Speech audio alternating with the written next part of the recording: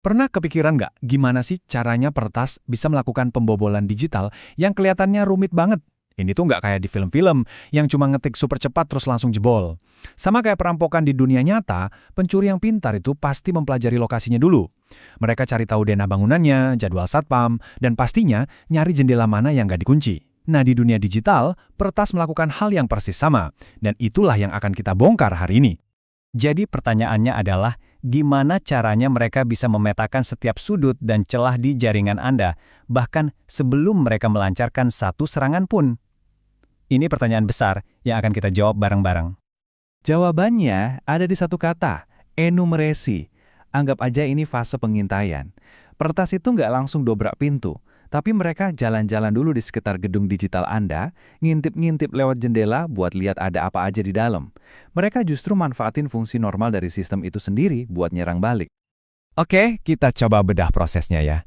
Biasanya ada 3 fase. Pertama itu footprinting. Ini tuh pada dasarnya kayak nyari alamat gedung Anda di peta internet. Kedua, scanning. Ini ibaratnya ngecek semua pintu dan jendela buat lihat, ada yang kebuka nggak ya? Dan akhirnya, langkah kunci kita, enumerasi. Disinilah si penyerang benar-benar ngintip ke dalam jendela yang kebuka tadi buat bikin peta detail isinya. Dan disinilah bedanya jadi jelas banget. Scanning itu simple, dia cuma nanya, "Halo, ada orang di alamat ini?" Tapi enumerasi itu jauh lebih kepo. Dia bikin koneksi aktif dan nanya, "Oke, gue tahu lo ada di situ. Sekarang kasih tahu gue semuanya tentang lo. Siapa aja nama penggunanya, server apa aja yang jalan, apa aja yang lo bagiin." Jadi, gimana persisnya cara mereka ngintip ke dalam jendela ini? Yuk, kita lihat beberapa alat dan teknik spesifik yang mereka pakai. Teknik pertama adalah enumerasi DNS. Bayangin deh Anda masuk ke lobi perusahaan besar, terus dengan sopan nanya ke resepsionis, "Mbak, boleh minta direktori lengkap semua karyawan dan departemennya?" Nah, itulah yang dilakukan peretas ke server DNS Anda. Mereka cuma minta daftar semua tujuan publik di jaringan Anda. Dan ini nih bagian gilanya. Gara-gara salah konfigurasi yang sepele, banyak server DNS yang dengan senang hati bakal ngasih seluruh peta itu. Istilahnya zone transfer. Sebuah fitur yang tadinya dibuat-buat kenyamanan, malah jadi lubang keamanan raksasa, yang sama aja kayak ngasih kunci kerajaan digital ke siapapun yang nanya.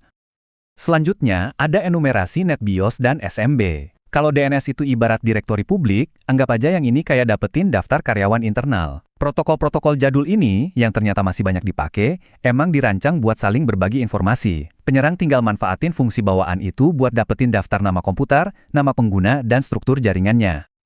Dan tabel ini nunjukin buat apa detail informasinya. Kode-kode yang kelihatannya acak ini, itu kayak bongkahan emas buat peretas.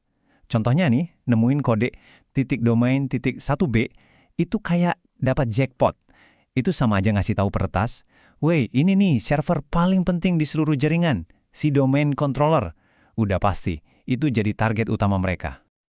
Jadi, setelah semua pengintaian ini, apa hasil akhirnya? Ya, si peretas sekarang punya peta harta karun yang super-duper detail. Dan ini dia daftar belanjaannya. Mereka bukan cuma tahu nama server, mereka tahu nama-nama kayak PC keuangan atau server pengembang. Mereka dapat nama pengguna yang valid, grup keamanannya, bahkan versi software yang Anda pakai, yang bisa langsung dicocokin sama daftar kelemahan yang udah ada. Ini bukan lagi nebak-nebak, ini udah jadi cetak biru lengkap buat serangan yang terarah. Dan ini intinya. Enumerasi yang bagus itu bikin serangan jadi nggak ngasal lagi. Mereka nggak perlu repot-repot dobrak pintu depan yang udah dijaga ketat.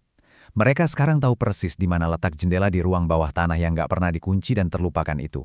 Semuanya tentang presisi dan efisiensi.